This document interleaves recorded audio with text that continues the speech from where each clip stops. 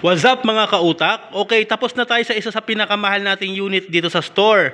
So, punta naman tayo ngayon sa isa sa pinakamura natin. Ayan. SRP niya is 28,999. Installment sa credit card, home credit, or bill-is. Ayan.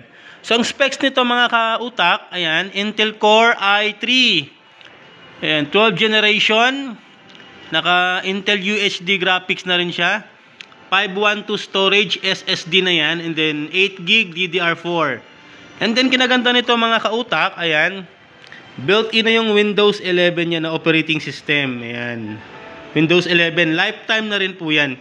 Ayan oh. So meron siyang AI noise cancelling din. Halimbawa magmi-meeting kayo, mag-Zoom meeting or anumang meeting ninyo online.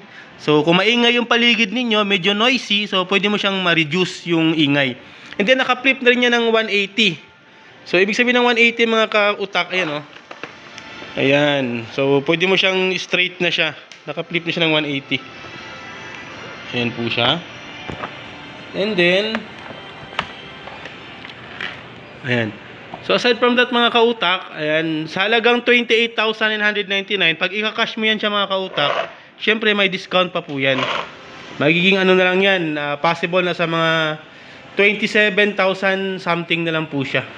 Ayan, so, of course, meron siyang 2 years warranty, 7 days replacement yan. Of course, dito yan sa Asus SM Grand Central. Okay? So, kung hanap nyo is murang laptop lang, pang estudyante, pang meeting, pang work from home, or pang simpleng, ano lang, scroll, browsing lang. Ayan, ito na. Ayan. So, Asus number 1. Bye-bye.